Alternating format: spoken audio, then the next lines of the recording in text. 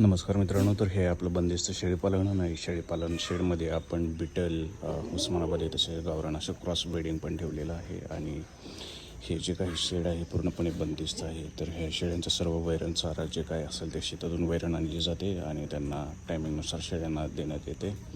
तर हे जे काही समोर बोकडं बघताय ते आहे ब्रीडर आणि बाकीचे हे काय आहेत त्या शेळ्या आहेत. तर शेळ्यांचं वगैरे टायमिंग जे असतं वैरणीचं ते सकाळी 7-8ला मका टाकली जाते. त्याच्यानंतर भुसा, दुपारी गवत, वैरण असं टाकले जाते. आणि तसेच आपण खालच्या साईडला अशा गावरान कोंबड्या वगैरे केलेल्या आहेत. नमस्कार मित्रांनो. सकाळचे वाजलेले आहे 10 आणि शेळ्यांना आता वैरण टाकायची वेळ झालेली आहे. तर काही शेळ्यांना आपण जे काय वैरण टाकली ते गिनीगोल, मका, त्यासोबत सुबाबळ, शिवरे मिक्स करून टाकलेली आहे ही कुट्टी. आणि त्याचसोबत जर इकडे बघितलं तर शेळ्यांना असं पिण्यासाठी पाणी वगैरे ठेवलेलं आहे.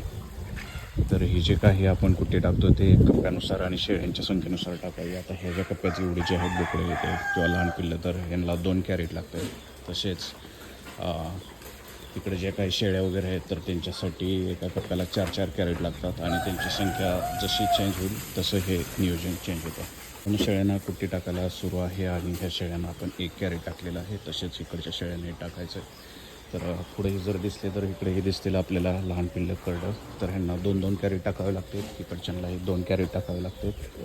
आणि ह्या ज्या शेळ्या आहेत त्यांनाही 2-2 कॅरेट. आणि जी काही कुट्टी जर बघितला तर ही कुट्टी मिक्स आहे. तुम्हाला याच्यामध्ये सुबाबळ, शेवरी किंवा गिनीगोल असं दिसेल. आणि साईडलाच आपण असं पाणी वगैरे सोडलेलं आहे. हा बोरीचा पाला असल्यामुळे याला खूप काटे असतात आणि हा सहजासहजी ओढला जात नाही. तर ही जी काही शेळ्यांची पिल्लं वगैरे आहेत, लहान पिल्लं किंवा हा जो विकण्यासाठी आलेला माल आहे ते खाण्यासाठी एकदम याच्यावर तुटून पडतात. तर जे काय तुमचं बंदिस्त शेळीपालन असेल तर त्याच्यामध्ये फक्त एका टाईपची फिक्स वैरण न देता तुम्ही त्याच्यामध्ये असा वेगवेगळ्या प्रकारचा म्हणजे झाडाझुडपाचा पाला वगैरे किंवा हे जे काय आहे ते समाविष्ट केलं पाहिजे. तर आता आम्ही हे सर्व शेळ्यांच्या कप्प्यांना तो चारा टाकून झालेला आहे. तर इकडे खाली एक शेळी हे झालेले आहे, गेलेले आहे आणि तिला 2 पिल्लं झालेली आहेत. तर त्या कप्प्यासाठी आपण हे घेऊन जातो आहे. तसेच साईडला आपण काही कोंबड्या वगैरे ठेवलेल्या आहेत, देशी प्युअर माल, देशी गावरान कोंबड्या. तर प्रत्येक कप्प्याला असं आपण दरवाजे वगैरे केलेले आहेत जेणेकरून हे एका कप्प्यातून दुसऱ्या कप्प्यात पिल्ले जाऊ नयेत. नाहीतर हे शेळ्या खूप ताप देतात कधी कधी.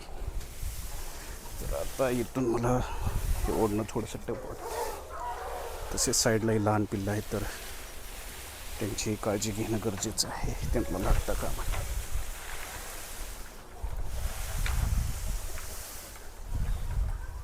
तर मी येतेच असं ठेवतो जेणेकरून शेळीला वगैरे खाता येईल.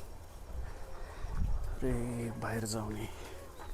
तर मित्र बघा, ही लहान पिल्लं आहेत, कसे वाटत आहेत तुम्हाला सांगा.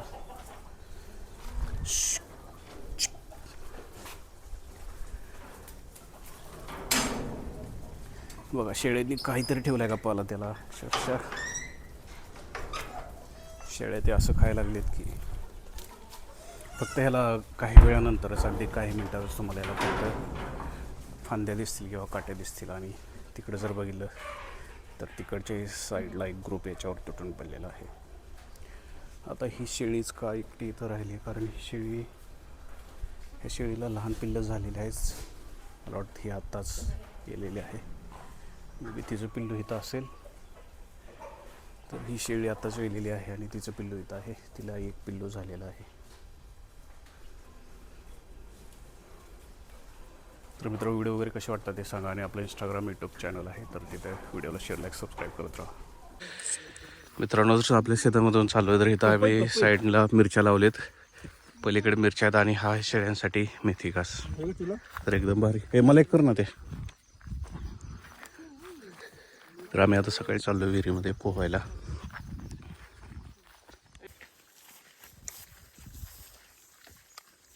एवढं लांब कसं काय ॲडमिशन घेतलं होतं सर? शेळीपालनासाठी सर्वात बेस्ट चारा म्हणजे गणी गवत.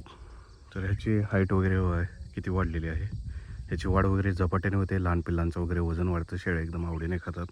ह्याला जास्त पाणी वगैरे द्यावं लागत नाही आणि कमी एरियामध्ये तुम्ही हे व्यवस्थित हे करू शकता. तर हे जे गवत आहे त्यासोबतच इकडं आपण ड्रीप हे केलेलं आहे, तुषार सिंचन टाईपचा, रेन टाईपचा पाईप टाकलेला आहे आणि एवढ्या सर्व मेथी घास आहे. इकडं आपण गहू वगैरे केला आहे, तिकडे थोडंसं त्याच टाईपचं गवत आहे, वरती परत मेथी घास आहे. आणि आता आम्ही शेतामध्ये चाललो पोहायला. हिवाळीमध्ये एकदम थंडीचा महिना आणि त्याच्यामध्ये आम्ही चाललेलो आहोत इकडे विहिरीमध्ये पोहायला. तर इकडे आम्ही आलो आहे आणि विहीर जी आहे ही एकदम फुल भरलेली आहे. तर या विहिरीमध्ये जवळपास 3 मोटर असतात, कंटिन्यू चालतात. तर या विहिरीचं पाणी वगैरे अजिबात निघत नाही आणि या विहिरीला बांधणी वगैरे केलेली आहे. हे बघ सोने बेडक कुठे? तर इथं एक सोने बुडक बेड बसलेला आहे. तर आता पोहायचं हे प्लॅन सुरू आहे. वरती पाणी येते ना काय अरे आतापर्यंत पाणी वाच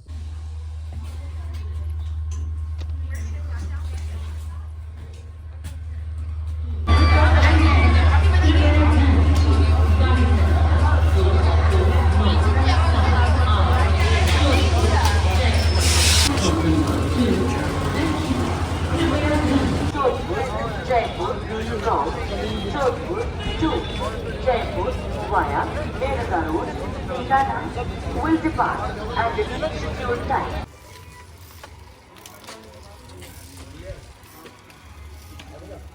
और चली है नहीं सर, और नहीं हॉस्टल यहाँ से बीच के अंदर घुस जाओ. अच्छा सवा लावडे